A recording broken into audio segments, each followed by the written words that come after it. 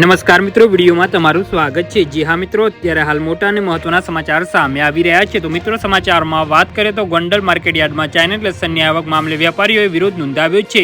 તેમજ ચાઇનીઝ લસણ માર્કેટ યાર્ડમાં આવતું અટકાવવા વેપારીઓની માંગ છે। આજથી રાજકોટ સહિત તમામ માર્કેટ યાર્ડમાં લસણનો વેપાર બંધ કરવાની માંગ વેપારીઓ કરી રહ્યા છે। માર્કેટ યાર્ડમાં લસણની હરાજી કરવામાં નહીં આવે તેવી વેપારીઓએ ચીમકી ઉચ્ચારી છે। જી હા મિત્રો, અત્યારે હાલ મોટા સમાચાર સામે આવી રહ્યા છે। ખેડૂત યાર્ડમાં લસણ ભરીને ન આવવા અપીલ કરાઈ છે। ગોંડલ માર્કેટ યાર્ડમાં 30 કટ્ટા ચાઇનીઝ લસણની આવક થઈ હતી। ઉપલેટાના ખેડૂત માર્કેટ યાર્ડમાં ચાઇનીઝ લસણ વેચવા લાવ્યા હતા। જી હા મિત્રો, અત્યારે હાલ મોટા અને મહત્વના સમાચાર સામે આવી રહ્યા છે।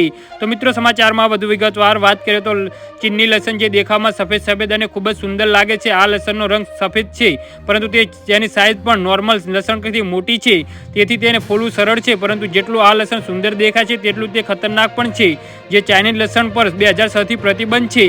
જી હા મિત્રો, અત્યારે હાલ મોટા અને મહત્વના સમાચાર સામે આવી રહ્યા છે। તે ચાઇનીઝ લસણના 30 કટ્ટા ગોંડલ માર્કેટ યાર્ડમાં હરાજી માટે પહોંચી ગયા હતા। અંદાજિત 700 કિલો લસણ કોઈ હરાજી માટે લાવ્યું હતું, પરંતુ આ અંગે જાણ થતાં જ વેપારીઓએ હરાજી તો અટકાવી સાથે સાથે ગોંડલ માર્કેટ યાર્ડમાં સત્તાધીશોને પણ જાણ કરાઈને આ લસણ ક્યાંથી આવ્યું તે દિશામાં તપાસ હાથ ધરવામાં આવી છે। જી હા મિત્રો, તો આના વિશે તમારું શું કહેવું છે તો નીચે કોમેન્ટ બોક્સમાં જરૂરથી જણાવજો। અને અમારી યુટ્યુબ ચેનલને સબસ્ક્રાઇબ કરવાની ભૂલતા નહીં। ધન્યવાદ।